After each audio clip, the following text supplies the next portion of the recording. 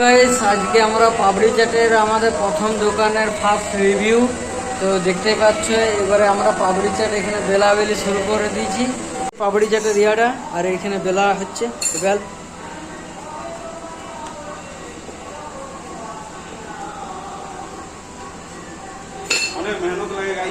তো পাতলা করে বেলার পরে দেখতেই পাচ্ছ গ্লাসটাই করে গোল গোল আমি কেটে নিচ্ছি, কারণ গোল গোল শেপটা দিলাম তাও এটাতে খুবই ভালো এবং আকর্ষণীয় লুক লাগবে। এবং এটা করার পরে কিন্তু একটুকু ছেঁদা করতে হবে কাঁটা চামচ দিয়ে, বা তোমরা খাড়ি করেও ছেঁদা করতে পারো। কেন ছেঁদাটা করতে হবে সেটা বলছি, কারণ ছেঁদাটা করলে লুচির মতন এটা ফুলবে না, এটা বেশ পাঁপড় টাইপের মতন লাগবে এবং ক্রিস্পি এবং ভালো খেতে লাগবে।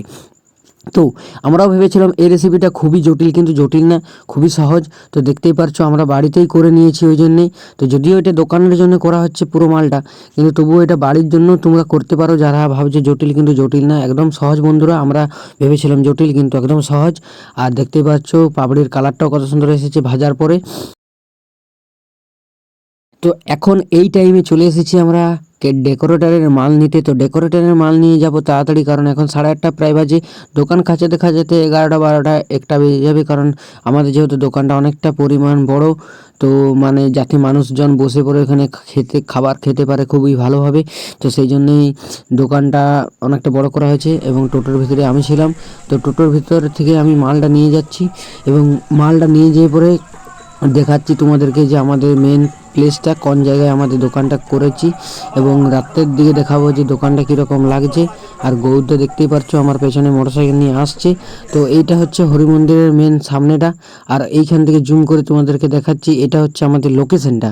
এই জায়গাটা আমাদের দোকানটা হবে। আর যা যা মাল লাগে কাঁচা সামগ্রী, তো সমস্ত কিছু মালটা নিয়ে চলে এসেছি এবং দেখা হচ্ছে তোমাদের সঙ্গে রাতের দোকানে।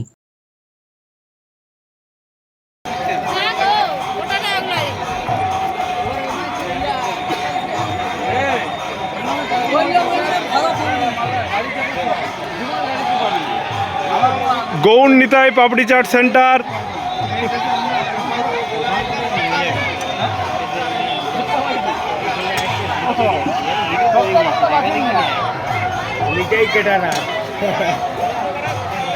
এদিকে এদিকে ওই নিতে টাকা রে, আরে লাস্টেরটা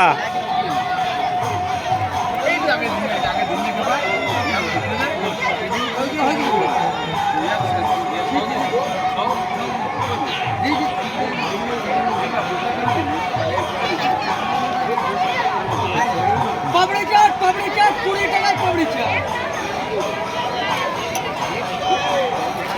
খেতে খা